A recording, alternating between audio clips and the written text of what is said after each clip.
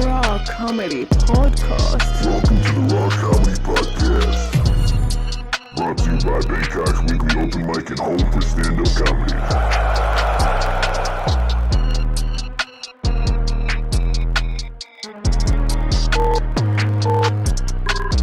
Hey, thanks for joining us today on the Raw Comedy Podcast. Raw Comedy Podcast. Sorry. Podcast. Good. We all said the word podcast? All right. That we did. Cool. How's your hot cocoa there? It's good. It's cappuccino, actually. Man, I want to have hot cocoa now. Yeah, but do you want it in this dirty ass mug? Dude, No. I don't. Do you? I have a. It's dirty on the outside. I have a coffee mug, and I let the coffee. I never clean it. I just let the coffee and cappuccino resonate inside. It's kind of like a bong. There's like coffee resin. It's like. Do you ever just just not clean it and then you just put hot water in it and you take like a resin hit? A resin hit? That's hilarious. No, that's a good idea though. I'll do that when I run out of fucking cappuccino powder. Yeah. And by the way, I don't even make real coffee. I just put powder, whatever. I don't even know what's in it. I just trust that the label says cappuccino. It could be meth. It could have been anything. It could be anthrax. But it most likely is cappuccino. It's most likely cappuccino though. Yeah, we're just talking about how at least my father, would always. He never gave me wrong advice, or he never. But I took it wrong because I was a kid and didn't know anything, and I thought of it as him trying to control, which is annoying. And it's like a natural progression as a person. I think probably most people go through this, where when you're a little kid, you think your dad is like a superhero. Yeah. And then you become Wonder Woman. Yeah, my dad's Wonder Woman. yeah, Wonder Woman. my dad is Black Widow. Dresses up in panties and fucking flies an invisible plane. My dad's. But then you become a teenager and then you rebel and you go like, this guy's an idiot, and like that's kind of what you think. Well, then you become an adult and you realize like, oh, he's just a person. He's kind of doing the best he can. Yeah, totally, right. I think I realized that when I was like 18, 19. But I was like 16, 17, I was like, yo, Dad, let me borrow the car. I'm trying to get this pussy tonight. Yeah, I'm going to lose my V card, Dad. You should let me. I remember like almost being in tears, like begging him for a car. Yeah. I'd be like, Dad, I need to get laid. Like my friends are all getting laid and I'm not. And that's because I don't have a car to take them out on a date. And I need your car tonight. There's this chick, she wants to meet me at the fair. Or there's this, I got to go take this chick to the movies, or I got to meet this girl downtown.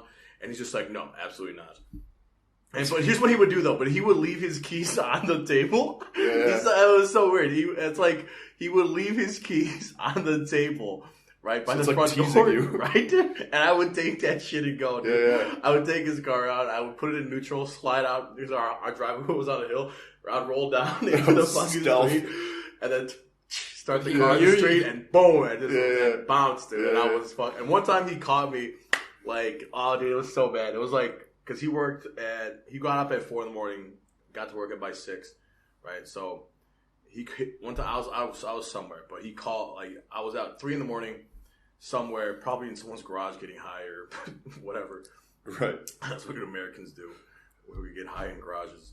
And then I just get a phone call from I pick up the phone and it's just him breathing. He's just like, where is my car? He's like, come home right now. And I'm like, fuck. I'm so fucked. I'm like, Dad, wait. He's like, no, I don't give a fuck. Just get the fuck home. And I'm like, God damn it. And I got home and he was so pissed, dude. Did you know you were high? I don't know. I'm like, no, I don't know. Maybe, yeah, probably. Yeah. I think he wanted. I don't know. I assume that. Yeah. He knew I was high, probably. Yeah, my dad was that way too. Like, I'd be like, "Can I borrow the car?" And he'd be like, "No." And I'd be like, "But you're not using it for anything." And he's like, "Don't argue with me. You're not taking my car." Yeah. And I'd be like, "Fine." And then like he goes to bed mad early. So I just wait for him to go to bed and just take the car. That's hilarious. That's right? the move. Where would he put his keys? Oh, he just had them like hanging. Yeah, right. Like, yo, then leave your keys. Like right at the front door. There's like a hanger thing for keys. Me? Yeah, and I'm like, dude, this is pretty easy. Dude, I would say I was. And I never got busted. I also feel like my parents didn't want to confront me when I did something wrong. Sometimes they would just be like, "He'll figure it out." Like. I don't know. They were cool. They let me figure out a lot of things on my own. And Also, because I was like raging with testosterone, like, what is it? I'm gonna punch you in the face, Grandma. No, I'm sorry. I wouldn't never do that. Your family's probably like, it must be weird because your family's all just white. You're like, what is this raging Mongolian in my house? Like, listen, just let him do what he wants. His mom doesn't love him. He's just there. His mom's not around, so just let him get away with whatever. Yeah, maybe he had a similar kind of thread of what is it? Feeling from whoever your keepers. Yeah, probably. Your stewards. I don't know. I was a big stoner in high school, and I had this giant kind of fro-y thing, and my dad would just look at me and be like, "What the fuck is this guy doing?" You have courage. What did their parents ever care if you were like? Did they ever suspect you of being on any substance or alcohol or anything? No, as a young boy. It's more the opposite. Like I suspected them. No, I didn't drink, so like no, I'm always clear-headed. Is that part of the reason you don't drink or do drugs? Is because your parents did, so you're like rebelled in the opposite direction? Yes, 100%. I mean that and how I was brought up, but the thing was like my parents had friends and also family members that have had like bad drug problems or bad accidents, being drunk and stuff like that. So as I was growing up, I always thought, I don't want any part of this. And all of the friends of my parents who were always drunk at home when there was a party or whatever, or alcoholics that were also drunk during the day when there was no party, like a fiesta, because that's sure. No, he means more just like alcoholism. But whatever. But I never thought, like these people are so much like they clearly look happier when they're drunk, or like they all seem just like raging assholes, and I could see that they were all better when they were sober. At least the people in my, so it's just like, why are they doing this to themselves? They all look like fucking idiots. So I couldn't I was just applying logic to the situation, but I never thought about, maybe if I drank, I'll loosen up, and then I'll be able to talk to girls. And then so I didn't talk to girls. But the thing was, I just hate. But as a child, you're not thinking about that. As a child, all I knew is like I fucking hate people who are like these people. I don't want to be like them. I want to be something different than this shit. So I just hated it. I still do. I still get like I don't know. You hang out like what about Justin? Yeah. Drunk as fuck. You hang out with me when I'm hammered. Yeah. So listen to reason. Yeah, but the difference with you, because I've had similar discussions like with other people that as well. Like, why do you hang out with so and so? Why do I? Well, I need friends. So like, this is like a beggars can't be choosers situation. Well, You'd rather not hang out with drunk me. You want to hang out with a drunk and a high guy? No, but I would rather hang out with a drunk Justin, who's still like a nice person, kind of, than with an asshole who's sober. Yeah, totally. So I want friends, like, so and the other thing is like, you're my friend, so if you were to be really drunk or mean to me, I can just fucking exit the situation and just go home. It's a family member. You're like, I have to keep dealing with this. Yeah. Or for however long, and like, why are you in my house right now? Why am I dealing with you? Yeah. Like, why can't I just putting up with family? Yeah, it'd be worse if I went over to his apartment drunk. School. It was I can't live here for 18 years. And they're just like, won't borrow get out. Borrow your car sometimes and shit. See, I'm kind of like, so my dad was always pretty careful to, like, I've never really seen him like hammered, but I've seen him drinking, and it was just kind of like normalized, like both him and my grandpa. And I already told this story, like first time I got drunk was with my grandpa. So I always just thought it looked fun. I was like, that's fucking awesome. I want to do that too. Wow. And it was like from a really young age too. Like I was like 2 or 3. I don't remember this, but I'm told. So my dad, like, he was watching a football game and he had a beer. And then little toddler me comes up and just starts chugging his beer. Wow. And then he's like, Justin, what the hell are you doing? And they're like, this guy, he's gonna like this beer when he grows up. Holy shit. That's like a sign from the gods. Yeah. A sign from the Canadian god. Right. Like an elk god or whatever you guys worship up there. Yeah, a moose. Moose god, right. Yeah. What, I've never seen my dad drink alcohol. Not even a drop, ever. I've never seen my dad drink alcohol. I've seen my dad high. I've seen my dad have sex. Yeah, with me. Nah, but I've never seen my dad drink, and he would tell me, he would, like, growing up, he knew I drank, and he understood that it was part of the social. But I would just tell him like, I'm like, listen, like, I'm 16 and we're in America. Kids are drunk, right? And you know, I told him when I was older, like when I was 16, I was like, no, I'm not drunk, and I'm Asian, so I'm just red as fuck, and I smell like alcohol, I smell like vodka. Yeah. I'm not drunk. I wonder why he refused to give you his car. Yeah, dude. No, but like the idea, here's the thing though. But like at the time, I was like, I'm a good kid. I'm trustworthy. Like, I don't know. Like, you should let me at least give me a chance before. Like, it's not like I fucked up and he's like, you know, he just won't even give me a chance with his car. Like, yeah, let me get your fucking car, dude. Yeah, would you have drunk any less if you had the car? Yeah, I wouldn't have drank at all. I would have tried to get. Well, I don't know. I would have drank less to drive home. I guess I don't know. Would he give you his car now? Would he still say no? Yes, probably. I don't drink anymore, so he would. I feel like a lot of his shit is based on like. I think a lot of the way he looks at me is like, all right, he'll love me no matter what, but whether I'm a fuck up or not is whether I drink or if I take drugs a lot. I think that's what he's judging. Not based on my character as much as my substance. Why did choices. you stop drinking? When I was 23. No, why? Was there a why? Yeah, there was a why. Yeah. Well, here's the thing. I drink maybe 4 times a year. So I like getting drunk, but I only do it like 4 times a year because I have to do it. I got in this habit of only drinking when I celebrate, and I got that in college because I got kicked out of university. This is the second time I got kicked out of school, and I wrote a letter. I got back in because I'm a sick ass writer, and I had to take summer classes. I had to make up for a semester, so I took summer classes, and then I had one semester left for my senior year to finish, and then I would finish technically a semester late. I really I buckled down, and I actually got all A's and B's on my last semester of college, and I'm like, I'm not gonna drink unless it's celebrating.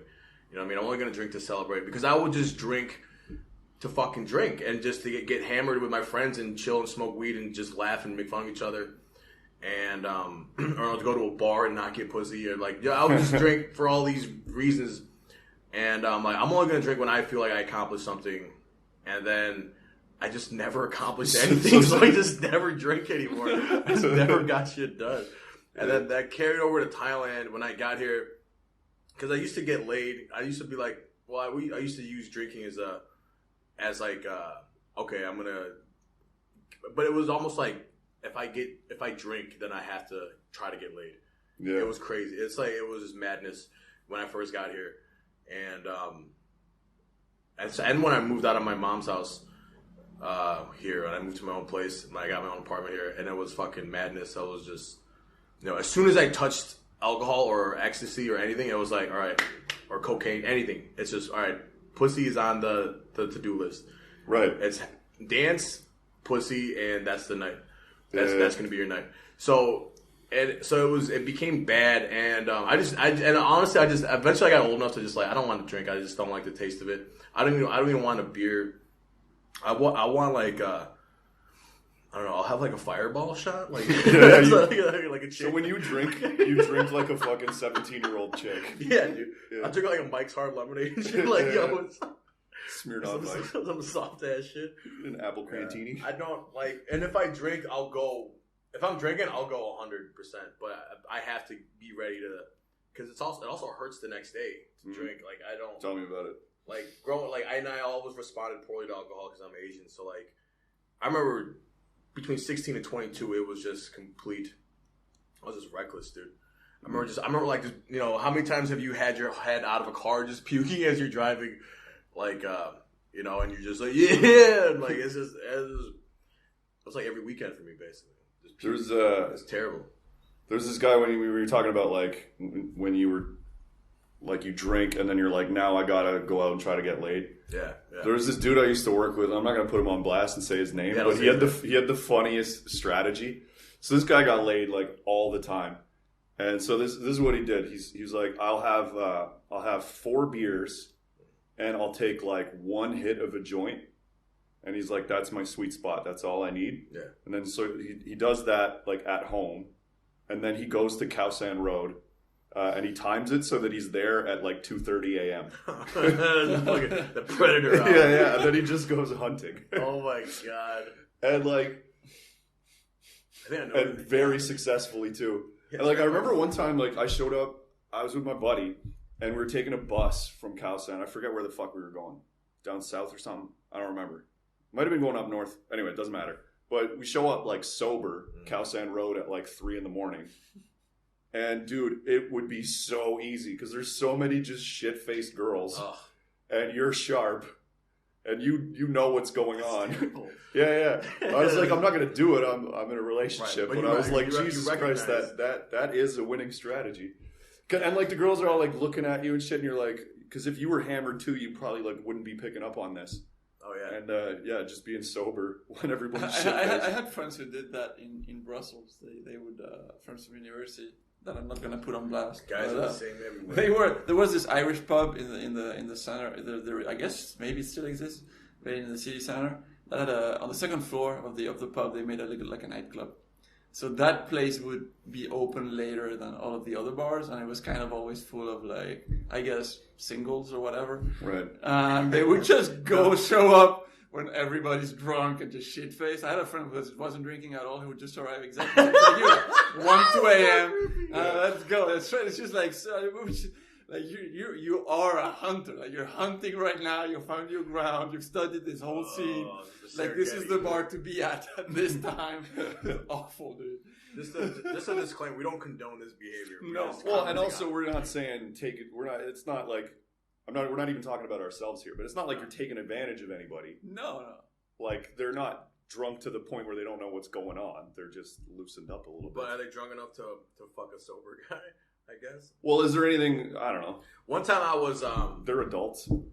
I would always have... Before I got I would always have at least one drink. So I'm not cheating, you know what I'm saying? I have at least one in my system, so... I am technically drinking. I know, I was joking. I'd have more. But... I remember one time I went up the Burger. I remember this is the quickest I ever wheeled a chick. Actually, no, that was a different time. That took like 10 minutes. One time I straight up walked up to a chick, and I said, "Hey, you're," and Steve was right behind me, and I said something stupid as fuck, and then I just made out with her like immediately. It was like I met her for like 4 seconds, and I just made out with her. Sick. And then I took her straight up to the roof of the hotel, where we continued to make out and shit like that. And we were hammered. It was beyond, it wasn't even easy. It was like, what's easier than easy? It was like the easiest thing that I did in the universe. Right. Yeah. I made eye contact with her and we kind of gave each other this look and it was just, okay, I know I'm not going to get. But that's that thing of like women know immediately if they're down with you or not. I remember one time, you just sped through all that shit. One time I was at Burger King. And think about how many times you got rejected so that you get that one that was easy. That confidence. Totally worth it. Yeah. All those hundreds of rejections. But what I'm saying is like, totally, you kind of deserve that win because you've invested all this energy in it. Yeah. Right. I agree, man. It's kind of like, when we got paid 5,000 baht to MC that rap concert in Pattaya. Sure. I was kind of like, this is a very easy job, and we're getting a lot of money to do it. Right. And plus the free hotel. Yeah, right. And it wasn't easy, like it was a tough crowd, whatever. Sure. But like technically, you just got to say a few things, and then you get this money. Exactly. And I was kind of like, we don't really deserve this, but we do deserve this from the hours of fucking flyering and that bombing at open mics and doing shows in front of 5 people and all of that. So it's like I've worked my ass off. Yes. So any money that comes our way, I think we deserve it. Right. Right. When it comes to entertaining people, it's just like, everything that we've been through, that we've done for no money, is part of the journey to get to where we are right here, to get this paying job and do it well and do it successfully. You know what I mean? One time I was at this Burger King. I was wondering if you had forgotten that thread. I was at this Burger King, and I was ordering some food, and I was with John and Steve, and I was in line. I was hammered. I remember looking back, and there was this chick. She was a cute chick, and we kind of made eye contact, and we smiled at each other. And I'm like, I went up to her. I ordered, and I went up to her, and I'm like, "Hey, I'm Chris." You're like, so hey, I'm whatever. I like, "Do you want to go outside and have a cigarette?" She's like, "Sure." And I was outside, And I lit the cigarette, and then we just started making out. And then I'm like, I live right there. You want to come back to my house? She's like, yeah, let's go. And then I'm in my room fucking her, right? And then I get a knock on my door, and then John's like, you forgot your burger. John brings some food. She's like, hey man, you forgot your cheeseburger. And I'm like, yeah. Like, you're a real piece of shit. Like, can't believe you fucking pulled a chick from Burger King at 3 in the morning. Yeah, who wheels at Burger King? Such a fucking. You know what you should have done? You should have taken a bite of your burger while you were fucking. I might have. Oh, is this the whole bit about the 5,000 baht? Yeah, that's where I got the number from. Yeah, that's where I got. That's how you know what the price is. That's how I know it is. Well, that's also good because now I know that my sperm works. Yeah, it was an expensive. The way I look at it is, your sperm is good. I feel like that's worth 5,000 baht. That's possibly yeah. Yeah, maybe I'll just bleep it out. I feel like my sperm might not work. You can get it checked because I have just put it. You taste it. You're like, yes, potent. Yeah, let's see. I mean, I had mine checked here. Yeah, because I have fucking epididymitis. What's that epididymitis? It's an infection of the tube in your ball. Epididymis? Yeah, I don't know how to pronounce it. Epididymitis. Wait, how long? So like once, this is a few years ago. So I was like doing this stupid leg raise thing at the gym, and I felt like I was like kind of sitting on my balls a little bit, and I felt like a pinch in my left nut. Ouch. And then it swelled up, and it was fucking like the size of like a tennis ball. Like my left nut was enormous. Wow. So I went to go get it checked out, and it's like a bacterial infection. Oh Jesus! In the tube that feeds your ball, right? The vas deferens? I don't know what the thing is called. I think it's called the epididymis or whatever the fuck. Epididymis. And then so it's not your actual testicle. It's like the tube. It's fucking huge. And I've talked about this on stage. I had to get an ultrasound on my balls. You got a baby in it? Yeah, it's kicking. Yeah. So I had these two like kind of hot nurses. Nice. They gotta like put that fucking ultrasound gel on my balls, and then they got the thing, and it feels pretty fucking good, and they're both like hot. So I was like, oh my god, please don't get a boner right now. Like this is not cool. Yeah, and they just ultrasounded my balls, and then I had to go on like some pills and shit. And then it like went kind of back to normal, but my left nut is still bigger than my right one. So I don't know if my boys can still swim. But you can have it tested. Whoa. You know. That's crazy. Well, all your balls come from both nuts, I think. And they like... You mean all your sperm? Yeah, I think the sperm, they start off in each nut, they start off, and then they're like, charge! And then they all meet up like this, and then they ride out the dick. Right. Like in unison, like in Lord of the Rings when they attack. And they do this formation. Yeah. Like a wedge formation, and they charge out of the dick into the vagina, into the chick's egg or whatever. Her egg hole. Her egg hole. Or whatever. Yeah. Sorry to be all scientific. Yo, that's like, I love how you have like it's the epididymis and like an egg hole. Being a dick doctor would be hilarious because like you're fucking, the thing between your dick and your balls is fucked. Yeah. You gotta clean that gunk out. Yeah. Like that's how I'd be if I was a dick doctor. I think there's margin here to not only do the history videos but also do like medical advice videos set by Quinn. Yeah. Well, I think juxtaposing anything like the more technical terms you can juxtapose with dumb broy terms, right? It makes the biggest that gap is so funny. Yo, one time I injured my dick. Right. So this is like I was like I guess 18, and it was like one of the first girls I'd ever hooked up with. Nice. And so I'm like wearing a dome. And I'm fucking her like from behind, but like spooning. Mm-hmm. And I feel this like weird pinch on the tip of my dick. And I just kind of go like, oh, fuck. And then I just kind of keep fucking, and then I finish.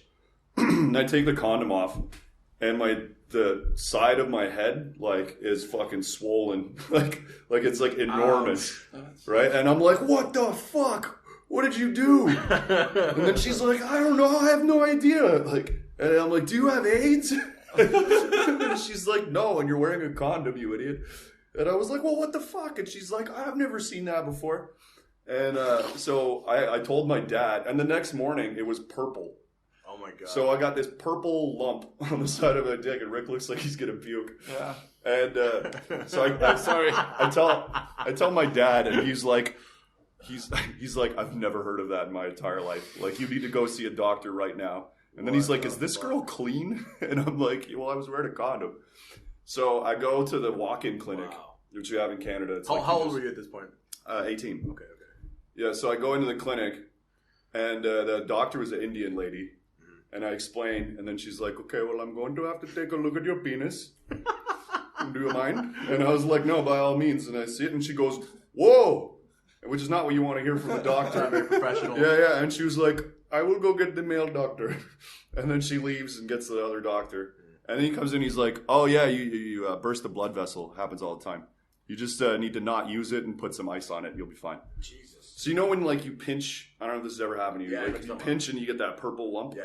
Yeah, I just got that How on did my you dick. get? But what snagged on your? What On the- snagged on inside It was your like she snatch? put her, I don't know, it was like dick, condom, leg, kind of, I don't know what the fuck happened. Weird friction. Yeah. In all directions. Yeah, just like it was a weird pinch that happened.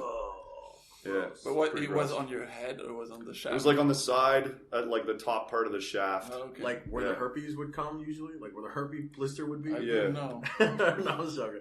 Dude, one time I had a blister on my cock, and dude, this is crazy. Yesterday? No. One time I had a blister on my cock. I went to the doctor because I had a blister on my cock, and he's like, I'm like, yo, I got this blister. I don't know what's wrong. And he's like, I do. You jerk off too much. Like, stop jerking off too much. And I'm like, how do you know it's not from sex? He's like, no, it's not from sex. It's from jerking off too much. Where the doctor said this? Yeah, dude. The doctor's like, no. The dick doctor told you to stop jerking off. I think he's like, I'm gonna bet this is from jerking off. I'm not, Did he say jerk off? I'm sure he said masturbating. He said It masturbate. would be funny if he had He said said stop it. masturbating. Stop you jerking off. Yeah, my Stop diagnosis. beating your meat. Yeah, it's on the He's like- medical he's like- certificate he's like- for yeah. work. He's That like, he jerks this is- off too much. Yeah. Jerked off. Dude, that's what but it was, yeah, I jerked off too much once when I was like 24. Mhm. Yeah. You gotta go to the dick doctor. I went to the clinic here. Yeah. I went to the clinic. The guy's like, listen, what's your name? He just got my ID. He's like, write down my name. He's like, all right, this guy, Jerk off. fucking jerk off too much. Take some cream. Don't jerk off with it. Just rub it. Just rub He gave it. you jerk off cream. It's like, here, this will make you feel way better, Yeah. and you won't get Yeah, blisters. next time you Here's jerk off, use this. lube. Yeah, right. He's like, you jerk off too much and you're done. Dude, so I wonder if like the dick doctor could give you advice like on like, what's the best way to jerk off? Like, what's the healthiest? Like, what's the optimal way to jerk off? What he was like, he's like, listen, if you masturbate, you should stop, like, because you might be doing it too much. And I'm like, what? I'm like, what are you talking about? I'm like, what? That's crazy. I love the, how do you know it's not What? from sex? He's like, oh, trust me, I know. He's like, no, just you didn't tell me. He's like, no, it's not. I've seen a lot of dicks, bro. He's like, he didn't think that it was from sex. He didn't think that I got it during sex. And He's he like, was 100% right. So, like, don't, yeah, and he got it. Yeah, he's a good doctor. Yeah. Yeah, he's a good doctor. Well, that's what most clinics in Thailand are actually retired doctors. Maybe Instead of starting a practice, they leave the hospital and start out their own. Maybe he saw that there were like blisters exactly where your fingers go around your shaft, and it's like ting, ting. At that point, he's not a doctor anymore. It's got the shape of your like fist. Sherlock More Holmes. of a detective than Yeah. a doctor at that point. He's like, he's got a magnifying glass on my dick and my, not because it's small, because he's looking at, he's a detective. Right. And he's looking at the blisters on the hands. He's making all these deductions about you. It's like, he must live alone. He really doesn't care about himself. That's Yeah. very funny. Oh, wow. You know, one time I had to go not to the dick doctor, but just to the doctor because I didn't want to go to work that day. And at that job, like at my school, if you took a sick day on a Monday or Friday, you had to get a medical certificate. Yeah, same for me. So on the one day of my life in Thailand where I didn't have diarrhea, I went to the doctor and said I have diarrhea, but I just really need a medical note. And then this lady, she's being all like nice, and she's like putting the stethoscope on my stomach, and she's like, "Oh, it doesn't seem like there's any problems. Like, when did the diarrhea start?" And I'm like, I don't know, like yesterday, and now it's like kind of better, but I really, it's just because I need a medical certificate. And then she's like, well, no, like tell me, like, when's the last time you had a bowel movement, and what was the consistency? And I felt so bad. I'm like wasting this fucking brilliant lady's time. And then she prescribes me all of this shit. She gave me like electrolytes and like some kind of pills, and then also the medical certificate. But I didn't want to go like, well, I don't actually need this medicine. Can I just have the certificate? So I had to buy the diarrhea medicine, which I figured it's only a matter of time anyway. So might as well when. Yeah. Right. That's smart. I don't know. I've never malingered. I've never faked sick to get out of work. Well, like, what are you talking about? You've never taken a sick day? No, never. Not one in my entire life. Really? Because, like, if I'm actually sick, I'll just go to work. Because that's a waste of a sick day. Actually, no, I lie. I ain't lie about it. Right. You don't call in sick. You just don't show up and quit. I just don't have a job, so fucking no, it's over. I didn't call in. I didn't. You know, my last job, I didn't take a single day off the entire year, and not one, man, not fucking once. And I thought that was. I mean, I didn't do anything at work either. But yeah, it's like why would you not go? At least I showed up every day. I'm trying to think if I ever fake sick. Rick, you've been in and out of doctors' offices. So you never faked it, have you? You've always seen it as like a like a no bullshit kind of place. No, I mean, I can take sick if I'm sick, and I have to go to the doctor and I get a certificate for that day or for however many days the doctor thinks I should be sick, then I have the certificate. But I've also called in sick without going to the doctor. Yeah, because to take, like, we have like in my job we have a number of sick days we can take that don't require a medical certificate up to every year, and if it's a Monday or a Friday we have to justify it. If it's next to a holiday we have to justify it. But like, you know, like, oh, what happened? It unplugged. Yeah, but don't put the iPad. Should we break here anyway? No, we're not good. We're 40 minutes in. Let's go 20 before we try. Well, okay, sure. Well, we could. I don't know. We might as well. Well, I mean, just because this is gonna be shitty. How does So you're gonna edit this out, right? Yeah, I'll edit this out. But I'm looking at the reflection there to try to, because I can tell that we're still recording, so that's fine. I just want to make sure we're still all in the frame here. So you've really never taken a sick day when you're not sick? No, of course I have. Yeah. Yeah, but I mean, the thing is, I don't think you. Like, I consider feeling depressed today. Yeah. It's like I don't think you need to have like a leg amputated to consider yourself unfit to work that day. Right. You know, like this. Right. What about if I really just don't want to go to work that day? Is that? Oh, you know what? When I worked at Bangkok Post, I probably had. Actually, no, because I was on probation. Fuck, man. At my current job, I've taken barely any holidays, and I've only taken like 2 sick days, and they were both legit. I think mostly it was but it's because this job is insane. So if I take a sick day, I'm just gonna have a much shittier day the next day. Yeah. So I've faked sick to get out of school like 1,000 times, but never for work or anything. My dad had this thing when I was a kid. He was like, because I was playing hockey like competitively, right? So we had practice almost every single day, and we had games like 3 times a week. Yeah. So we're playing like 5 or 6 days a week. I'm playing hockey. So chances are I have. So he would go like, I'd be like, I'm sick, and he's like, okay, well if you're sick, you can't play hockey later. Wow. And I was like, fuck. So I would just go to school sick. That's so dumb. Yeah. My parents would do the same thing. Like if I stayed home from school because I was sick, I wasn't allowed to go out. No, you're sick. So technically, it's like you're fucking grounded. Actually, yeah. Just stay the fucking self-grounded. Stay in bed and read this book, and jack off all day. Yeah, okay, deal. Yeah, I mean, like there's days that I've been like sick with but not very sick. But if I call in sick, I stay home and I rest. I don't, because that's why I'm calling for the sick days, because I just need to chill out and like. But I have the same problem as you. Like I sometimes would be like, yeah, if I take a sick day, all that's gonna happen is I'm gonna have a lot of work, like less time to do the same amount of work. Yeah. Because they're just gonna push it back one day. So why would I do that? Yeah, exactly. That's when it comes to work. Why, there's no point. You're just shooting yourself in the foot at some point. But growing up, whenever I was fake sick growing up, my parents would add bullshit, or even real sick. They would add bullshit rules and conditions. Like, all right, no TV today though. But hey, you're sick. All right, but no, you can't. You can't watch TV. You need to be just getting better. I'm like, that doesn't make sense. Like, what the fuck does that mean? You can't watch The Price is Right and fucking Jerry Springer. I can't watch Jerry Springer and then Judge Judy. And Judge Judy. I want to watch Steve Wilkos. When I was a kid, and this is before I moved out of Spain, so I was still living in Spain. So maybe I was like 5 or 6 years old, and I was supposed to go to school, and my mom wasn't there. But I was staying at my grandma's place but my mom wasn't there. I don't know why. I'm just a kid. She was with me. It's okay. You weren't born. 2-year-old Chris was fucking your mom. I was me. Not even. This is before I was a sperm cell. Yeah, you weren't born. But I woke up and they were like, okay, it's time to go to school, and I was like, I don't want to go. And they were like, you have to go. Like, you have to get up now and go. And I was like, I'm not getting out of bed. So I started this huge fit and fight about me not wanting to go to school.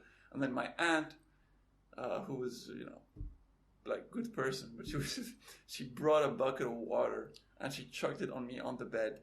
What? Yeah. So and I was like, okay, like, you don't want to get out of bed, so here's like, stay in bed now. And I stayed in bed, in the wet bed, just to like, I'm not getting out of bed, I'm not going to school.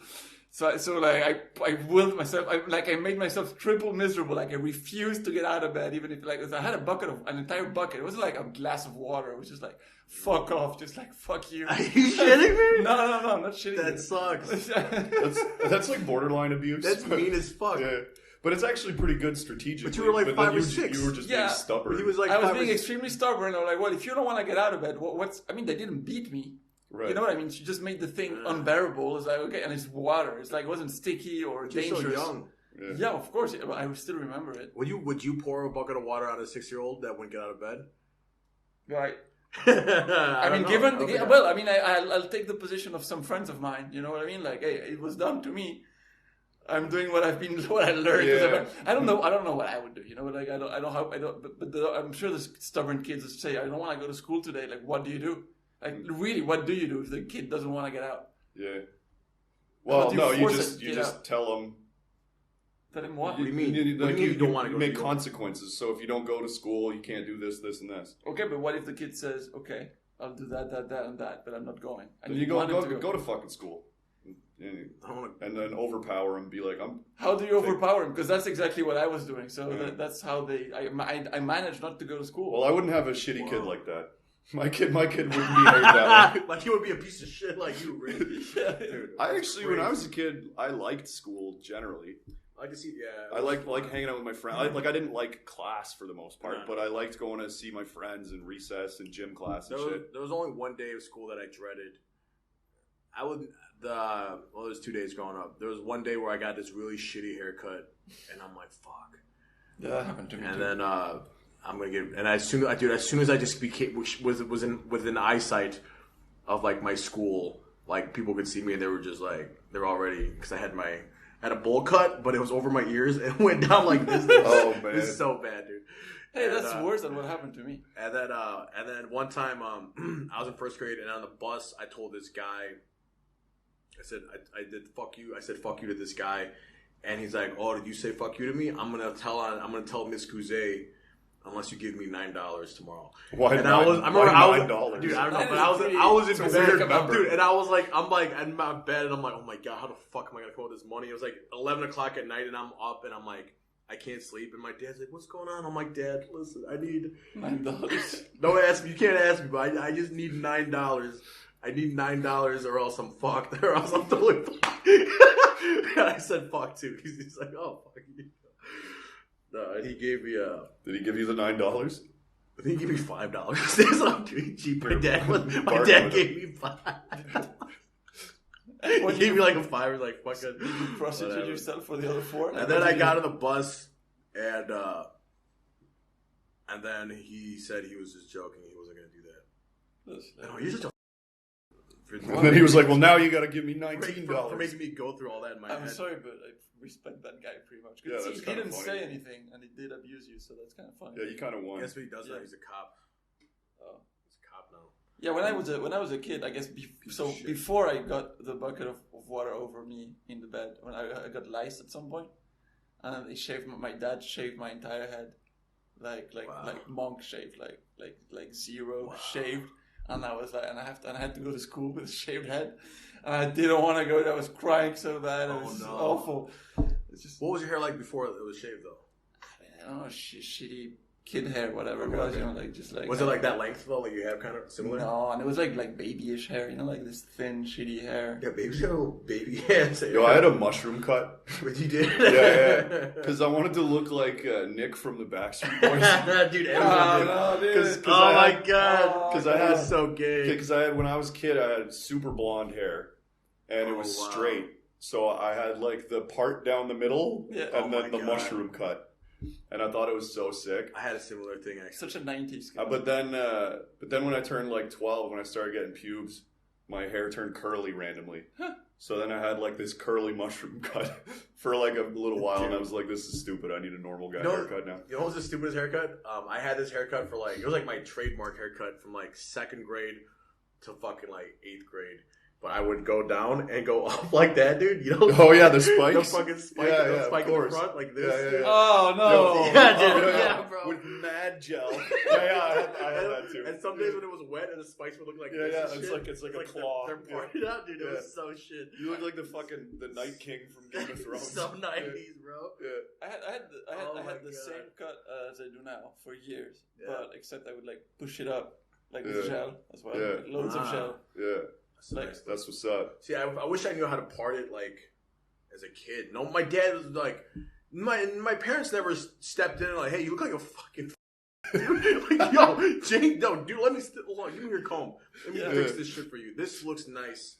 But you're not gonna take that from your parents. And as a parent, you're just like, okay, he looks like an idiot, but like whatever, let him do what he wants to do. My mom would have if my mom stepped in and said some shit, I would have done that. I remember. She's like, I see my mom. She's got the same haircut. She's like, yo, what's good, bro? So I did the same.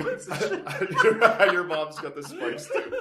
No, there was a spike back here. It was down. Yeah. And it went up in the front. Yeah. Like a wave, like a ramp. Oh, like it. It looked like this. So this is my chub. This is like a profile, all right? Like that. It was like this. The bangs. So here's my eyes. My nose. So you look like a chicken? And then I have You look like a chicken? yeah, and this is you my had hair. a beak? Yeah, of course. Yeah, like that's this. the look. It was like this. Yeah. And then I would have the ramp. You know what I'm saying? Yeah, of course. It was like a ramp. It was like an X Games ramp, and you could fucking snowboard off it and do flips and shit. Yeah. It was sick. Dude, that's all, like my crew, we all had that look too. And I had fucking earmuffs so that I could, instead of like a hat like that, instead of a toque, I had earmuffs so that I could have my sick gel. What kind of gel did you use? I don't fucking remember. But it was like that clear, like goo, like hard gel. Yeah, dude. So like it hardens, and then you can see like the line. You can see like the scalp. Dude, that shit was so shitty. So it's like you're way better off with like wax or whatever, but you don't know that. It's so funny. Yeah, and I remember my buddy once, like it was cold as fuck. It was like -40, and so we still have to go outside to recess. And he had a hat, but he didn't want to wear it because his hair was gelled. So he was just like holding his hat. And he was like, God damn it, my other ear is so cold. That's so stupid. Yeah. And then it got like slightly frostbitten. And then he had like his left ear was just like red and like twice the size as his other ear. When I never wore a hat in winter when I was a kid because of my gel.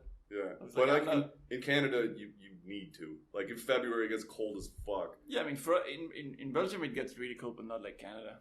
Yeah. What's really cold to you, like -10 type shit? Yeah, -8, -10. The reason why it gets bad is not the temperature; it's that the humidity is still very high, so it really gets into your bones. Yeah, for sure. And for the ears, it's just like my feet were numb, like my ears were numb. But it wasn't like cold, like -20. So like -20, if it's not windy and it's sunny out, it's kind of okay as long as you have proper clothing. It's not windy. But like -10 when it's like windy as fuck and humid is brutal, yeah.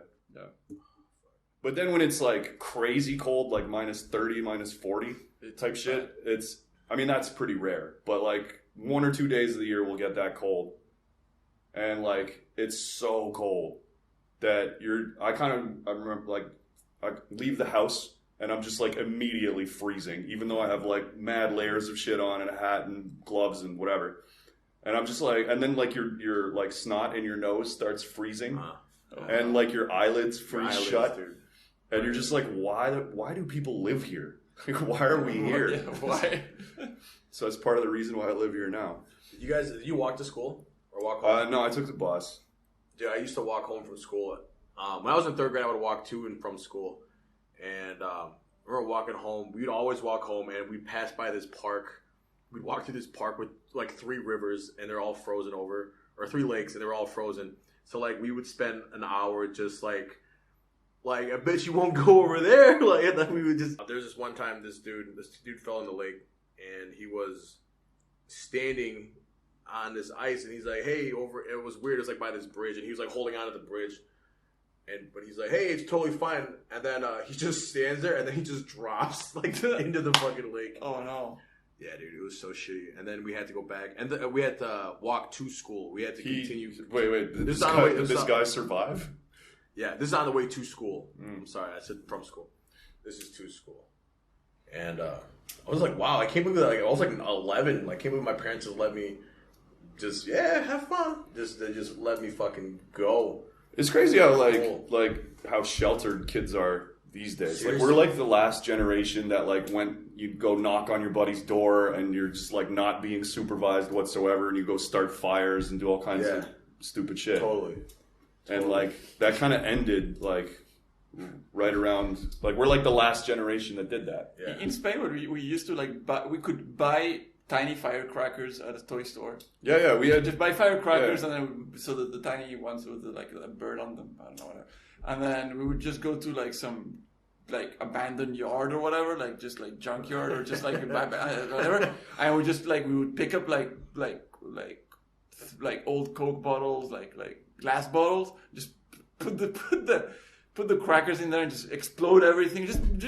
We would just like blow up shit with zero supervision, like glass. Yeah, shit's dangerous. Yeah, it was 100% dangerous. Yeah. It was just like, nothing happened somehow, you know. We just did shit. It just was random shit. Like we had a friend who his family was quite wealthy, and they had this part of their property, because it was by a river, where they had like pallets, just the wooden pallets for the trucks, just because for their business, right? So they had a whole like the warehouse, like a big warehouse, but there's just the roof. There's no walls. Oh, cool. And then it was just full of pallets. So like my friends and I, but like mostly them, they would just use the pallets to build like a fort. Yeah, fuck yeah. But then all these pallets have like nails. They're quite heavy. Just build a fort with pallets that can just fall on you and kill you. It's like, and nothing happened. Yeah. And it was just fun. Well, I think you kind of like you need that. I think that's why. Yeah. Like I'm not an expert in this shit, but I imagine like that's part of the reason why fucking rates of like depression and anxiety are way up, because they didn't get a chance to like not be supervised and then just go fuck around with other kids. You know what we would do? When I was like in 4th grade, we would go off into this little forest area near my house. It was like by a golf course. There's like a little patch of forest. We'd go in there and we'd make a fort, and then another team would make a fort, and then we'd pretend to be like fighting. Like I would go pretend to be the Vietnamese, and they would go pretend to be the. Are you serious? No, we don't. But we'd have a fake. They play fucking. Everyone had a fake gun. GIs and Viet Cong. Yeah. We all were kids. Everyone had a fake gun, and we would play. We had cap guns. Yeah, we had cap guns and shit like that. And we would just go to the store and buy this shit. And there was like one like cap gun where it's like they're like in paper kind of thing. Right. Yeah. And then we would just burn those, and it would. Yeah, those are sick. Wow. Yeah, those are great. It's weird. It's really not that long ago. Like you remember, like parks are now all like plastic and like safe and shit. Yeah. We used to have like wood with like crazy splinters and like monkey bars, and like you would like walk on the monkey bars. Oh my god! And just do like the sketchiest shit. Dude, there was this my elementary school. When I first started going there, it was like 1997, and it was like 97. The park the playground was fucking metal, and it was like it would like get hot as fuck. It would be incredibly hot during the sun, and it was just gravel. And you just pick up gravel, and just throw it. Yeah. It was just rocks. It was just fucking rocks, dude. And like the slide was like 30 feet high. It was crazy high, dude. And it was also hot, so you go down and it'd be like burning your ass the entire way. Yeah. Like, and it would just like be rough with you. And like, Jesus, they don't give a thing. Dude, but did anything actually ever happen? You get hurt a bunch of times, yeah, but like, not never like seriously. Like, skin knee or whatever. You'd fall off and like lose your wind. You'd fall off and hit your back, and you. Yeah, but did any of your friends actually get seriously injured ever? Seriously injured? Yeah. Like broken ankle type shit, but like max. Yeah. No. Nothing like life changing. Yeah, because my school is the exact same. So the school I went to from like grade 1 to grade 6 had this like beautiful field with like trees and shit, and it was pretty nice. But then from grade 6 to like grade 8, we did this weird thing. No, it was like it doesn't really matter. But we went to this other school for 2 years.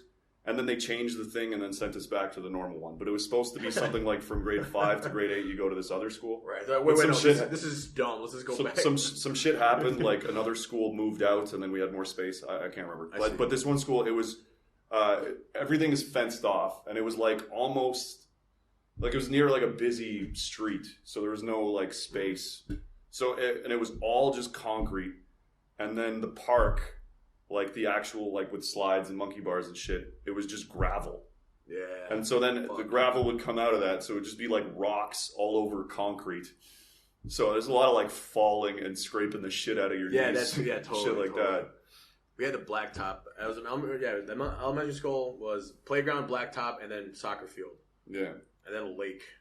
That's pretty sweet, but also kind of. Were you guys allowed to go to the lake? Probably not. No, it wasn't a lake. It was like a marsh. More like a marsh. It was like overgrown. So when you had like recess, did you have like people? You weren't allowed. Like it's not a teacher. It's not. No, it's like just a lady that like watches you. It's just like we have lunch moms and like these. So these would be ladies that would fly over our school and parachute in to the cafeteria and then go. They get all the kids out for recess and all right go. No, it's just we had that's what it felt like because I felt like they were like soldiers because like they were like I felt like, to me I related to them in my head to like soldiers. They were like I don't know, it was weird. We had one Lebanese lady who was responsible. The school was pretty small, and they did recess like it was like grades 1 to grade 4 had a certain time, and then 4 to 8 would have a different time. But she still got to supervise like, I don't know, like 500 kids or some shit. Yeah. And it's just one Lebanese lady. And by the time we got to grade 8, we were just like always like pushing the boundaries and shit. Like there were places we weren't allowed to go, but there's no fences. So like you're not allowed to go in the woods over there. You're not allowed to go in the woods over there. You definitely can't climb the fence and go across the train tracks and throw little crab apples at cars on the highway below. And we did all of this shit. And then one time, like we were in the woods, and she got furious with us, and she's like, "Get out of there now!" And then we went. We were looking for a ball, and then she was like, "You're lying. You're lying. So go in there and show me a ball right now. If you don't find your ball, then you guys are in big trouble. We're going to the principal's office." And my buddy went into the woods and found a mushroom, and he just went like, "Here, I got the ball." And then she was like, "Oh, you weren't lying after all. I'm sorry I doubted you." Was she blind? Wow. Well, no, it looked like a ball. And I was like, "He found a ball." And then he throws it, and then it just like explodes. And he was like, "It's a mushroom." That's pretty smart, though. Yeah, it was smart. And another time we were like at this other wooded area that we weren't supposed to be at. And so we're like one by one, like running back to the safe spot. And then she was like always like trying to catch us. And so my two friends like got to safety. And then they're such dicks. They're like, because I can't really see her. So I need to wait for their sign. And they're like, come on. Oh, no. And then so I just start sprinting out of the woods, and she's staring right at me. And I was like, oh no. Wow. They did you bogus. Yeah, they did. Our head lunch mom was this lady, and she had a big old scar on her face. So we called her Scarface. And It's original. yeah, we called her Al Capone. Kids are hacks. Yeah, and she had a kid that was a year older than me, and like no one liked this kid. This kid was the subject of much of child abuse or not bullying, right, from other kids. One time, I had a tennis ball and I threw it at the wall, and it kind of hit her in the head. It hit her right in the head, and then I high-fived a dude, and she saw me do that, and she kicked me off the playground for the day. I had to go play soccer with the Mexican kids. That was your punishment? I had to go play soccer with all the Mexican kids. Go back to where you belong. I used to have this French teacher who was kind of funny, and I had them like when I was I guess 12 to 14, and then years old. So I don't know the grades in your system, and then we all kind of loved him. He was a really like a peculiar character, and then I stopped having him as a French teacher for the following 2 years, and we had a really shitty old French lady that was just made us miserable. I mean, I hated her. But anyway, so every time we had recess and I would see the previous teacher, because he was like kind of like fun or whatever, I would always insult him and give him a lot of banter. Yeah. And then he was just like, you're lucky you're not my student anymore, whatever, you know? Wow. No, but just like kind of joking around. But then like 16 to 18 years old, I had him again. And then the first day he was like, hey, Ricardo, you're gonna eat shit for the next 2 years. Now you're mine. It was funny. Like he took his revenge on me pretty hard. Little shit. I did deserve it though. Did you guys have He still graded me fairly, like in terms of grades, but in terms of making my life miserable in class, he went out of his way. Well, I feel like all teachers care a little bit. Yeah. But they don't. They're not gonna adopt you like fucking Matilda, but they care a little bit. Unless they don't like you, and then in that case, they won't even fucking talk to you or go out of their way to talk to you at all. I think you know what happened. Like I think the younger generations got soft, and I think it's when we replaced gravel with wood chips. That's why. Yeah, and we made the parks all safe and stuff, and like gayer. Like they have like for instance, I can ride a dolphin on a spring, you know. At the park by my house growing up, we had this pirate ship, and when we were kids, when we were teenagers, that's where we would drink or do drugs. We'd like, meet me at the pirate ship. But it got, because it was such a great place to go drink at night, and because like the entrances were far away, so if cops came, like you had, a full minute before they had. They could shine a light on you, but you had a full minute before they could greet you. Yeah. Before the car was even close. And this was also the site. They had like a slide on the side of this pirate ship. And it was so cool because they had like a deck on top with like a fake wheel, a slide that went down, and then underneath it were like the slaves and like where other people, the storage would be. Right. It's so not necessary to say that's where the slaves would be. No, but I'm just saying the below deck area. Right. Well, that's where they did. Like you're denying that there were slaves brought to America. No, but you're like not in this park. But I'm assuming it was a slave ship, a slave pirate ship. Actually. Sure. But there was seating all around, so you could sit with like 6 people underneath this ship and pass a joint around, pass a blunt around. It was perfect. And one day we used to play this game. We used to play wood chips or fucking blind man's bluff. What do you guys call it? Like, do you guys have other game where some guy, he walks around on top of the playground equipment, and he's got his eyes closed, and he calls out wood chips, right? And so you're not supposed to be on, it's like the floor is lava. Yeah. Right? And you're supposed to stay on the equipment at all times, but you got a blind guy or a guy with his eyes closed walking around the equipment trying to touch someone.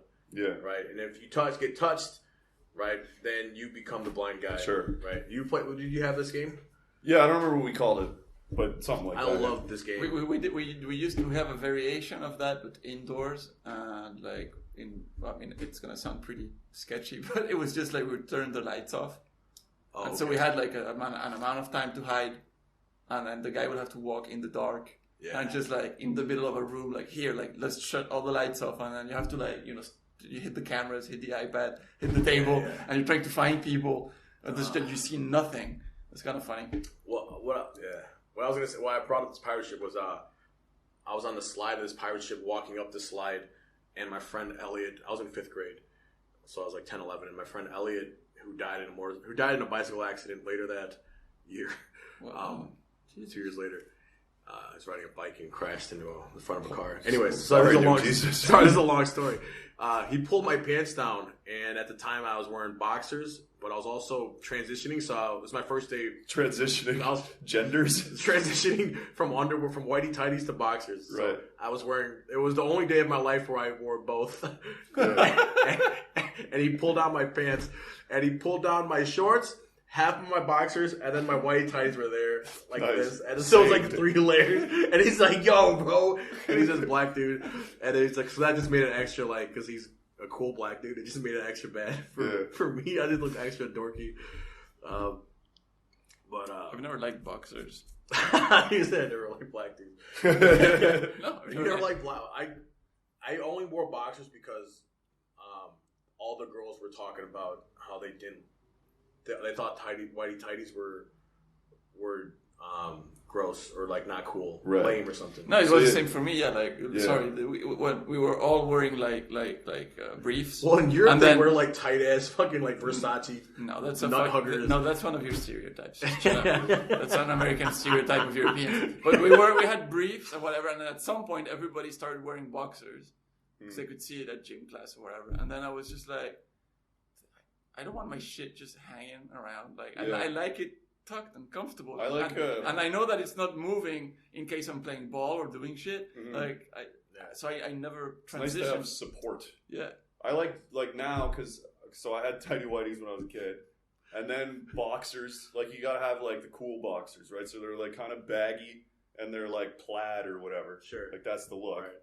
And then because you always low ride your pants, right? Canada, so people can plaid. see it. That's how Canadian we are. But now boxer briefs are just the fucking way to go because it's comfy. You don't like get weird wedgies and shit with like loose boxers, and it keeps your package nice and. I probably already mentioned this before, but I have the sickest pair of boxer briefs where it's they're called sacks, and there's like a pouch for your dick and balls. So there's like a curtain.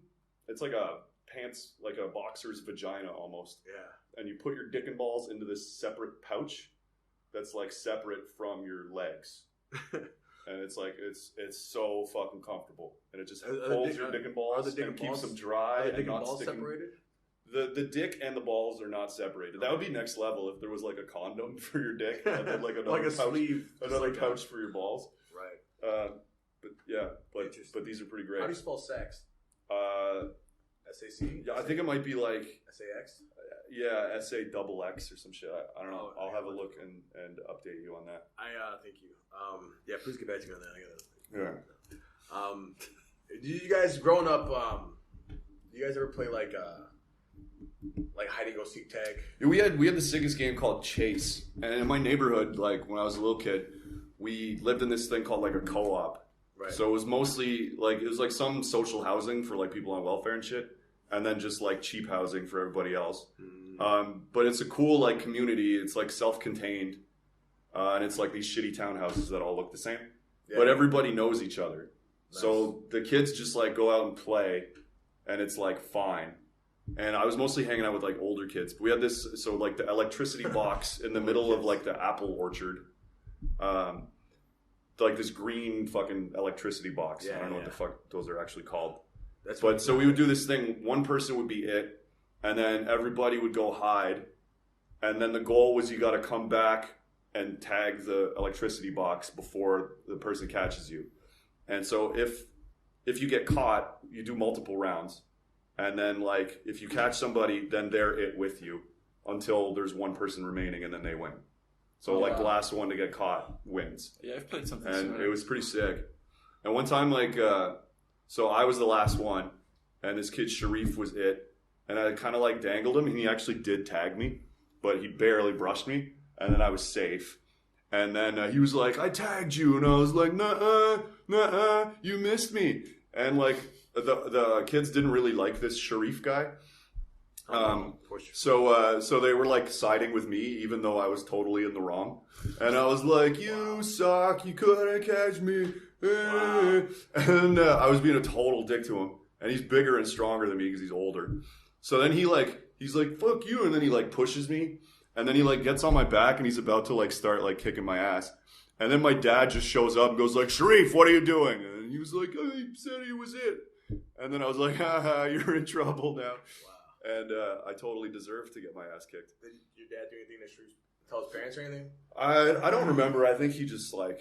Speaking of kid games, what do you guys seen Squid Game? Yeah, of course. It's fucking great. What did you like about it? I've just never seen anything like that, and I like dystopian shit. What about Hunger Games? Yeah, I guess so. It's just like, but it's Right. Korean, so it's different. It's different. It's Asian Hunger Did you ever Games. see Battle Royale? No, I haven't seen Battle You Royale. haven't seen Battle Royale? No. Okay, so to me that's the main inspiration for Squid Game. I How- mean, the initial one. Well, Battle Royale is the inspiration for Hunger Games. Who was what's it? When It's is it? Japanese. When was the original? What year? It's 90s. But what I like, okay. what I think is different about Squid Game is that at first it's not voluntary, but they're allowed to bail, Yeah. and then they all do, and then they all fucking come back. Yeah, that's a funny. So they buy into it. So to me, that was like super original. Interesting. See, I don't. That was weird. original because It- most of it the is Hunger weird. Games and stuff like that is people are forced into it, Yeah. and there's like population control or punishment or something like that. Whereas here, yeah, the fact that it's just preying on the desperation of people. Yeah, it's It's cool, kind of- like commentary on. Sorry, I interrupted you. But But that's what I was gonna say. Yeah, it is Yeah. commentary on society. Yeah, But everyone voted a certain way, and then initially, remember, they said no, and everyone returned home. yeah. And then one guy changed his mind, and then everyone, even the people that didn't want to go, were they kidnapped again? Is that what happened? Yeah, well, because they call the number and they go like, "I want in," and then they get picked up at the spot, and then they get knocked out by the gas or whatever, so that they don't know where they're going. So everybody volunteers to come back. To me, the most like the thing I still can't get out of my head about Squid Game is that room with all the stairs in all the directions, like this the drawing of the Escher's like the Escher, yeah. Yeah. But there's literally no purpose to it. They're just that whole scene looks amazing. It's beautiful, Yeah. but that room was totally unnecessary. Wow. Well, They could have just been moved to get here. Could have just been like a hallway. They don't like a need to normal- go through all of these winding stairs. But they do it. A lot of it is just because it looks cool. Right. It's just like, you know how in Star Wars Rogue One they have the stormtroopers in the ocean? Yeah, I just There's rewatched no it. there's no real reason for that, but it's a nice look and it's Yeah, an interesting. Oh, so like that Escher's, but also maybe they did it to kind of confuse both parties, like the guys in the pink and the green, like just to fuck mix up all the. Also, were there any plot holes you thought? Did you see any plot holes? And just anything that you Not really. I mean, the ending is a bit like weird. Because like, so this old dude, basically, he has no like faith in humanity. Right. But he created this whole thing where people die and shit, just so he could like have friends. Yeah. Like, it was kind of That weird. was the whole thing, basically, right? But and also, I don't understand Well, there's a red hair. there's a manga that they also made a trilogy movie in Japan called 20th Century Boys, which to me is also like, to me Squid Game is a combination of Battle Royale and 20th Century Boys. And 20th Century Boys is kind of a dystopian as well thing, where there's a group of kids that have a fort when they're young, they have a little clique, and then there's this one guy who took all they made this plan for world domination, like, and they had like, okay, we will first attack here, and then we will do here, and then we'll conquer the world, right? And this guy turned the entire book that they made when they were 8 years old into reality later on in life. Wow. And he started like planting bombs in Tokyo and London, and just like making the thing real. And he made a cult, and he's like the friend, and he guides everybody, and he's called Friend. And so he's like the friend, and it's all about the fact that he was an outcast and no friends, and that he's just kind of like reliving his childhood stories. So to me, that was really kind of the Squid Game idea, but it can also be parallel thinking of whatever. But what I did like about Squid Game is it was beautiful. Like, it was, every game was just looked amazing. Just they made it look really good. I hated the fucking pin in the cookie because I would lose. Even if I had the triangle, I would fucking not be able to do that. Well, the first Unless thing, I figured out the trick of licking it like that. the moment I saw the thing, the first thing I thought was like, oh, you should make this wet. I would spend my time spitting on it. Yeah. The moment they opened it, I was like, I'd be spitting on it. So I think I would have had a shot, Right. but I don't know if I But under stress. you wouldn't have made it through red light, green light, though. So Why? All you have to do is not move. Yeah, I guess. I think Red light, green light. I think I would have made it through. No, but maybe somebody would have pushed me or whatever. So yeah, sure. But like, I think I could have made it through red light, green light. I think I could have made it through the licking thing, through the honeycomb. I definitely don't think I could have made it through the walking on the windows. That one was the coolest one, I thought. Yeah. Really? Yeah, the tug of war was sick too. That wasn't. Yeah, A yeah, kid's game. I would not have kid's survived tug of war. I would not have survived the windows things, and I think I would have probably been conned at the marbles thing. Yeah. Well, I would have just not signed up for this shit. Yeah. So I could have maybe showed up by accident. You wouldn't But have. I have many vices, and gambling is not one of them. So I don't really like. I understand it because I understand like addiction in general. But to me, I don't have that impulse in me that like, oh fuck, I've already lost so much money, I'm gonna lose more. Like I kind of, if I lose a certain amount, I go like, all right, I'm not fucking gambling anymore. Right. He's not here today, but I think we would all agree that out of the four of us, the most likely person to end up at Squid Game would be Lex. Yeah, of course. And number 3 would be you. Yeah, I'm not. I wouldn't. Not I don't even know. really. I'm not a. If I'm hot, then yeah, I'll keep gambling all fucking night. Keep gambling forever. But I don't like. You know what I didn't like? I didn't like the marble game. And then he had this cool strategy where he's like, why don't we team up and then we'll play another team and then they can lose. Yeah. That I'm like, oh, cool strategy. And then you find out this guy who's like a big dick in Korea or whatever is a dick, is an asshole. I didn't like that. And I didn't like the crazy chick that was just willing to die easily for her brand new friend. For her friend that she met 10 minutes ago. I thought that was silly. Well, I think she had kind of lost the will to live anyway because her family was dead. And also, like, there was a pregnant woman. Was there a woman? She's pregnant in there? I don't know. But yeah, the crazy lady was annoying. And one thing I didn't like about it, and this is true to me for Korean movies and Japanese movies, there's always too much fucking yelling. Oh, yeah. Like, they're always, like, yelling too much. They're very quiet or they're yelling. Yeah. Also, it was crazy at night. Also, I should have thought there should be more night murder fights. Does that make sense? Yeah, that was because that just makes sense. As soon as you like, that should have happened the first night. But to me, you know what I mean? Like it took weeks. No, it took that didn't make sense. Well, they didn't figure it out. Like right, for a little while. Teams. When I was watching it with Fa, it was funny because she's such like a nice person. And, like, not that I'm a bad dude, but, like, if I was in this situation, like, she'd be like, oh, nobody wants to, I would go team up with the old guy. And I'm like, no, I wouldn't even team up with you. Yeah, right. I'm going to go team up with that snake tattoo guy. Immediately. Yeah. Like, dude, this is life or death, right? That's who I would be if I was in Squid Game. Of course. 100%. Yeah. Well, one thing that you were asking about plot holes. To me, the whole killing thing at night didn't make sense. I mean, it made sense that you want to murder people. That makes sense. But the idea that on the one hand they're saying that they've organized this game to make it fair for everybody, and everybody has an equal chance. But it's also the strongest will survive at night, and you can all kill each other, and then whoever's left, then we make them play a fair game. It's like, wait, what?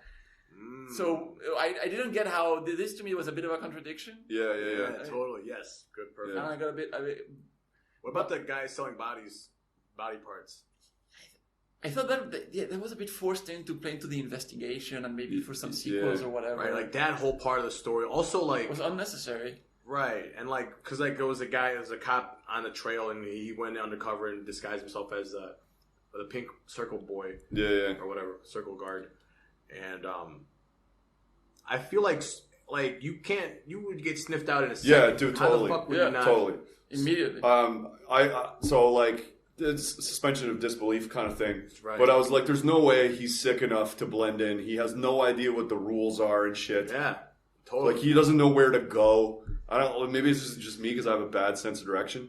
So if I'm in like a new place, like I'm like just lost. So I'd probably take a wrong turn, and I'd be like, yo, where the fuck is where am I supposed to go? The thing that pissed me off also about that was pissed me off. I mean, I for a half a second, he finds the mask with the circle, and then he pretends to be a circle guy.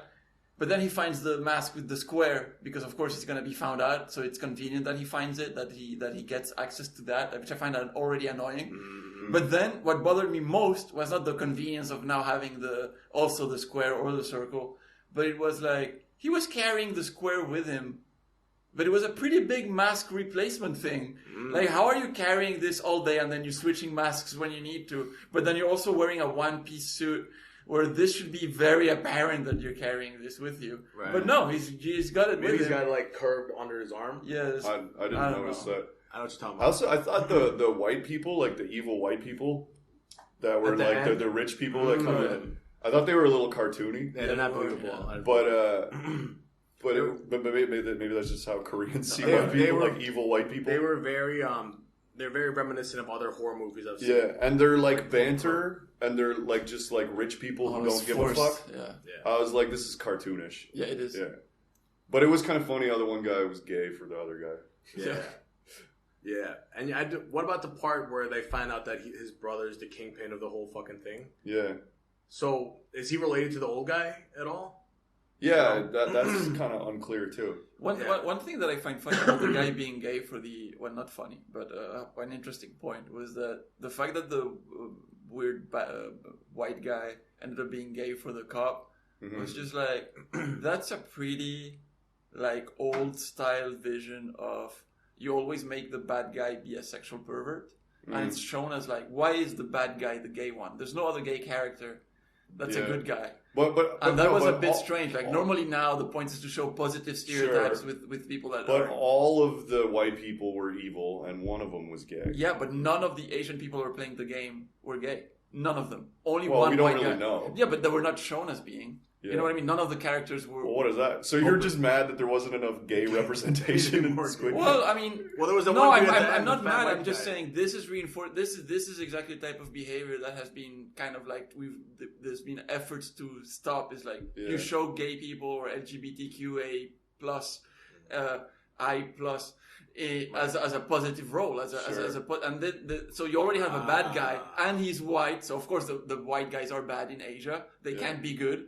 Of course, the Pakistani guy is dumb, they tried to show him like he was just caring, and he was like, but he was never gonna win.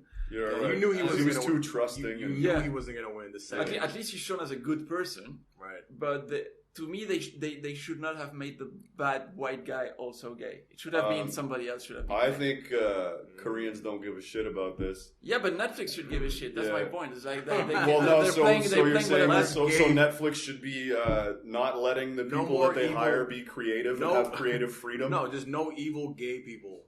So like, what about like Buffalo Bill in fucking Silence of the Lambs? Was he? Like I've heard. Well, first of all, that's 90s. So I've heard people complain about that. But why did you make him kind of gay and weird? Well, it's because he was. And I was like, because that's the movie they made. Well, so you're kind of like, wasn't he a real person? No, no, I don't. I have an opinion about Buffalo Bill because that's one of my favorite movies ever. Silence of the Lambs is one of my favorite movies. Is that based on a real thing? No.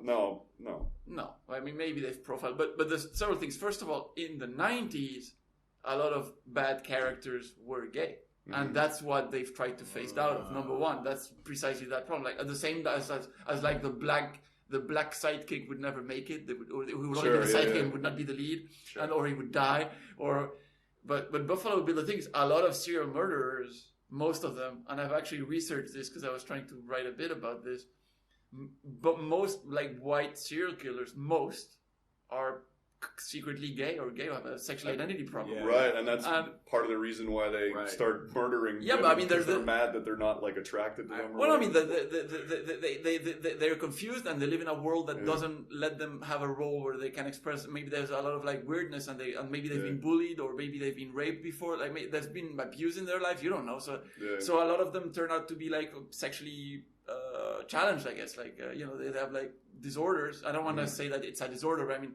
the personality. Well, if you're a serial killer, you definitely have a disorder. Yes. You know, but like a lot of the serial murder,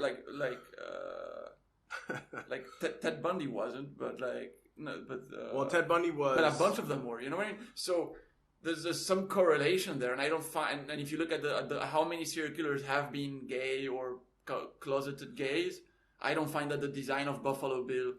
It's a pretty believable character statistically for who serial murderers are. That's just fact. So I don't find that bad.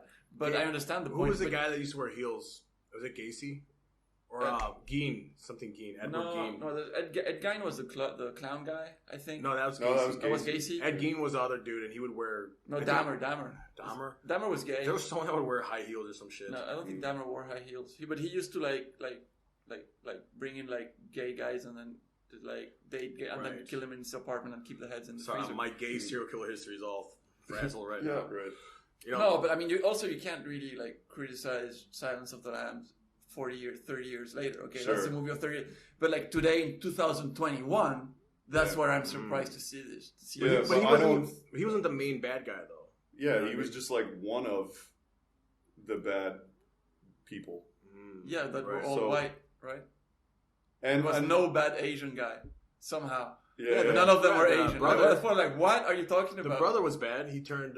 Yeah, but I mean, is when they invite the guys with the mask and shit, like, why wasn't one of them Japanese or Chinese? Right. Well, so like Western. So there's no. I see kind of your point though. Like so there's a bunch of flawed characters, like Snake Tattoo guy. But they all kind of like have backstories and they're like humans that are fully fleshed out, whereas all of the evil white people were like cartoonish. Yeah, that's true. With very forced dialogue.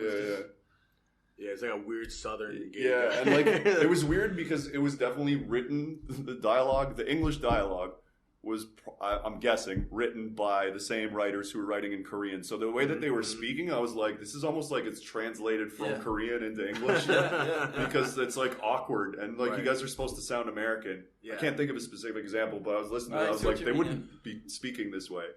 No, it was really forced and cartoonish. It reminded me of these like fake horror comedies kind of where there's like some hunters or whatever that hunt humans. You know, they'll always have this. Because I just saw this other movie, like Most Dangerous Game, with the brother of Thor, the other Hemsworth, Chris Hemsworth. I haven't seen it. Liam? Yeah, with Liam Hemsworth, and it's okay. It's a pretty good like chase movie, I guess. And a lot of the dialogue though of the bad guys was exactly the same as Squid Game. It's just so forced. Such like this is the line that shall be said, and it will not sound natural. Yeah. Like it feels like somebody writes. Like I'll write a joke, and then when I'm trying to say it, I'm like, I don't talk like this. I can't say this joke this way. I have to like rewrite it a little bit so it sounds like I'm saying it. And this dialogue was just like, who. Why is this happening? Who talks like this? I was angry at the whole movie, by the way, because I thought this is a great story, and it's just the dialogue is shit all the way through. You know, it's almost like bad guys are like in Squid Game. What was cool was you have different levels of protagonists, I guess, or I'm sorry, antagonists, right? Yeah. So like you had your first, it was like the pickpocket. Right, and also him himself, he's the imperfect protagonist. Yeah, for sure. What's it called when you're like the anti-hero, right? Yeah, so he's the anti-hero. So he's gambling, right? He's trying to get a vending machine. He's being a shitty dad, total just a piece of shitty dad. But he's a nice guy, right? And like you have different levels of bad. You have the pickpocket chick. You have the weird tattoo guy that looks kind of like me. You have the you have the crazy chick that fucks him in the bathroom. That do you know, by the way, that girl? So she looks like, how old do you think she is? 40. Yeah, she's like 28. What? Yeah, she just looks weird. She's hot. Yeah. Fuck. What was her life? What has been her life? Yeah, I don't know. She's like, she just had some shitty boyfriends. But also, I don't mean to say this in a prejudiced manner, but Asians in general age better. So you would think that somebody that looks that, you would be like, oh, she's 50, but she looks 35. Yeah. Well, no, she's 28 and looks 45. She's gonna look. She'll probably look that way until she's like 60. She's gonna look like that until she's like 70, probably. Until her hair turns white and she'll die, and people are like, "What? You're 50? Or you're not 50?" I don't know. So you were gonna. But different levels of different levels of antagonists, right? And the main overall, the whole system itself is the antagonist as well, which is interesting. So it's like you have your anti-hero and then a ton of imperfect bad guys as well that are really thought up. And then like the top layer, as you go off, and it's like almost even like the whole operation at the very end is still vague. Yeah. It's still kind of like, what the fuck? I feel like they were teeing up season 2. Yeah, for sure. Are they? Yeah. Are they making that? Yeah, I don't know, but that's what it seems. The ending seems like unsatisfying, and there's a few loose ends. Yeah, it's gonna be some. But I feel like it's. Did the old guy die? Yeah, he dies at the end. The game doesn't.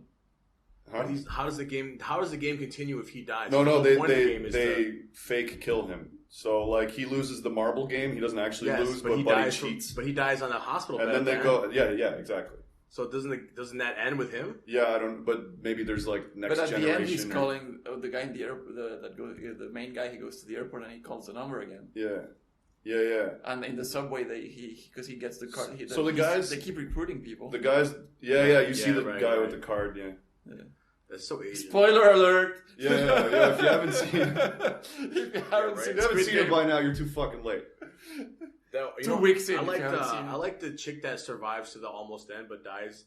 Also, that was the way she died was like stupid. I think. Yeah. The last chick that died. Yeah. The Korean chick version of Rick, but less hot. Less hot. I'm just saying I'm hotter than her. I'm saying you're both skinny.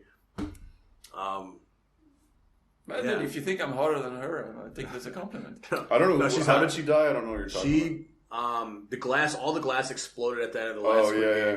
She got pierced by something. Oh yeah, that was. And then she died. And then she, at the very end, like the guy turns his head for a second, and then the other guy just kills. What's his name? Sanju? I don't remember any names. Yeah, that's another thing. I don't even know the main guy's name. Yeah. Squid guy. That's a great point, by the way, that nobody here knows. Well, Korean names are hard to remember, like, because they're not familiar to us, so it's like, they're just noises to us. Yeah, but we've all watched this within 2 weeks, and we binged 10 episodes in a row, or 8 of 10, and we don't know the But it's like, I barely even pay attention to the names. But can you like the scene with the tug of war and the thing where they walk on the glass plates? Mm-hmm. Are you guys comfortable watching somebody fall from a height on TV? Because I get sick, like I have to look away. No, I fall with them. Like, I'm like, I can watch people die on TV all day. No, die. Yes, I'm saying fall. Yeah, I mean, I'm scared of heights, like not unnaturally so. But you don't have no, I don't get that reaction. I get it. You know what's crazy though? Like, we're moving away from Squid Game here, but like, violence on TV or in movies, I don't give a fuck. Like, I'll see a guy get his head chopped off, whatever. Ooh. But if I see a YouTube video of like some real shit of like somebody dying, I do get like sickened by that. Did you guys see... I get scared when I see people just do falls, like when they fall on concrete doing something stupid. I'm like, that shit just makes me laugh. No, it makes me laugh, but sometimes I'm like, this really hurts. Like, it's real. Anything where like a leg goes the wrong way and like the ankle snap. I hate that shit. I'd rather see like Conor McGregor snapping his fucking tibia. Yeah, I would rather see a dude get hit by a car and explode into a million pieces, actually. Right. There was a video I saw yesterday. It was on Noah Get the Boat on the subreddit. Noah Get the Boat. And this dude was, I don't know what, he was a lower caste Indian dude. And he talked shit about the Sikh holy book and a bunch of Nihang Sikhs. They're a certain group of, a certain sect of the Sikhs.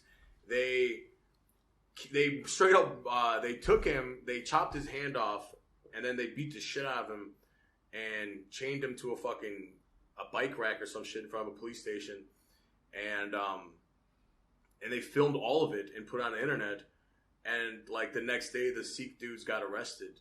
Well, thankfully. Yeah, right. But it was just the crazy. Like, I think it's great that when it's the most fucking, just the cruelest shit in the fucking planet. Why did somebody talk shit about your fake book? Yeah, right. But I think it's gay ass book. But don't you think it's a good thing that now more and more criminals record their crimes and post them like, hey, I did this. It's like, thank you for giving me immediate proof to arrest you. But they were doing it with such like, I'm untouchable because this is religion and God. And awesome. And I'm like, no, you're hurting a human being and it doesn't matter. Who has an opinion? Yeah. If you believe in your stupid little book, if you believe it enough, then what the fuck does it matter what anybody else says about it? But they're like, oh, we're war. Like that's the whole thing about the Sikh is like they're the warrior. Basically, Sikhism is like a next. It's like it's a lot like Islam because it's based off this dude who went out and conquered a bunch of shit and spread his religion. That's what the Sikhs did, like in the fucking 700 or 1100s, maybe, I don't know, and 1400s even. And like it's about this Indian dude who was sick and was a fucking Sikh and Sikh, you know, he was a warrior. That's why they're called Sikhs because he's pretty Sikh. He's a Sikh dude. So like they're fundamentally they're I think they're similar in a lot of ways. I don't know if people draw that distinction a lot. But do you think that they sell T-shirts that sell? This is so Sikh. But like the least warrior-like thing to do is to kill a guy that's defenseless and not like he's just a fat blue robes and a weird giant turban. Beard. I'll bleep out the word. Sure. A weird turban and just be killing this guy because he talks shit about your fantasy little history book. That's why I feel like religious people are the worst. Because it's like you don't like you really I don't know. It's such pussy shit. Like if you really believe it, then leave everybody else alone and let them do whatever they want. Who cares? I've met some Sikhs that were pretty reasonable. Like, I'm sure. totally. Me too. He's not saying this is Sikhs in general. He's saying these particular assholes. These are particular set of. These were a particular Nihing Sikhs in like northern India near the border of Pakistan. But then so. Kashmir. Like the vast majority of Sikhs and Muslims are peaceful people that just want to go about their lives. Chill. But there is a connection between the religious doctrine and the behaviors of their most fanatical adherents. 100%. So if you can't really say that all religions are the same, they're all equally untrue. They're all equally wrong. They're all equally wrong. Right. But Jesus being peaceful will make a difference in the behavior. I mean, you could argue that Christians was the most violent religion ever. It is. But today, people that are hardcore Muslims, like Muhammad was a warrior who was a conqueror. Yes. He was basically like a gangster warlord. Yes. So the doctrines are going to be a little different and less peaceful. He was a warrior and then also became a prophet and a messenger. Through his conquest. And he said he was the final word of God. So everything before, Jesus was a prophet, and they do believe that he was a prophet of God. Same with Moses and all that shit. But they're like, this one's the last one. Yeah, this is the last. And this is it. This is the last guy. What about the Jews? They're waiting for their prophet too. So there's room for more bullshit actually. And you know what? I want to wrap up with this, but isn't it retarded that all right, for instance, before Neil Armstrong and Buzz Aldrin and the other fucking guy, no one knows his name. Nobody knows. Before they went into space and looked at the moon and landed on, they probably prayed in Christian. They probably prayed together and had a cross and did this and shit. And you're going to fucking space and you're looking down on Earth. And so where's Jesus? Did Jesus, when he comes back, is he gonna come from the space? What the where the fuck are you? You're a scientist. You're making a pretty big assumption here, though. Do you know that these guys were Christian? No, but we're a Christian nation. America's a Christian nation. Also, and also just all right. So carry all that what I said. Carry that over to the Jewish or the Israeli space program. When they fly into space, and they're like, oh, so this is the world, okay, and this is space, and there's stars, and this is the universe. All right, interesting. This is is this where Jesus is gonna come back and fucking free our people or whatever? This is the dumbest. When we reach a certain level of science and technology and exploration in space, where it's why the fuck are we? Yeah, why is this stuff still relevant? Didn't you use physics and crazy formulas of science and physics and all these things to figure out how the fuck to get out here, and then to go back and at the root just be but there's God and he's gonna come back one day and he sent his son to die for our sins and shit. All that it doesn't make sense. That doesn't make it just people. It's so dumb. People are good though at I know some extremely intelligent, devout Christians. Right. So you could be a super smart person and still be religious. But what they do is they kind of have like two things. They'll have like, hey, this is my science rational brain, and then I still have this faith thing. Right. But I totally know what you mean. It's like, yo, we went to space. This shit is over with. Yes. Do you think when they were on the way to the moon, Buzz Aldrin turned to Neil Armstrong and said, "There's no God. I told you the Earth wasn't flat." I don't think they let flat earthers into NASA. He turned to the first. How did they know until they went? It was the first Australian astronaut named Buzz Wharf, and he's like, "Yo, the Earth is flat."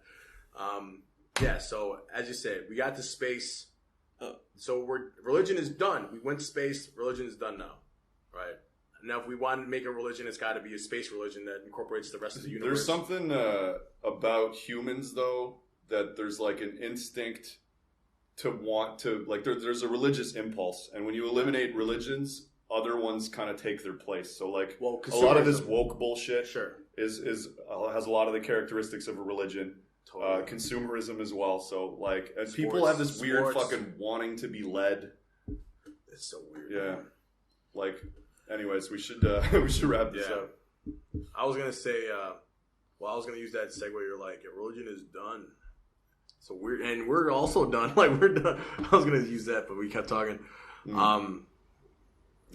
that anything else about how God's not real you want to talk about real quick before we sign out? I'm good. No, I think we made our points. Good. Yeah, dude. If you think your book is so great, then let other people talk shit about it. Yeah, let the book stand for itself. Yeah, on its own merits, but it can't because your book is stupid. Exactly. Obviously written by some dude. Or a couple dudes. Okay, fucking Harry Potter is better. Fucking The Lord of the Rings is a better book than any religious text, or any religious scriptures. It is. In terms of sales, you're wrong. Yeah, I know, but the Bible's sales are artificially inflated because people are forced to buy it. But it's not even that good of a story. It's not like Jesus is like, that's not even a good story. It's a bit disjointed. There's too many authors. Die for It'd be better if it was just one dude writing it. Well, the sequel is... I don't know. Yo, we really need to wrap up. Yeah, dude. We really need to wrap up. So, hey, fucking hail Satan, and thanks for joining us here. The road. Sorry, that was terrible. All right, see you next time. It's like good bad though. All right. See you next time. Thank you for listening. We appreciate your support. Brought to you by Bangkok's weekly open mic and home for stand-up comedy.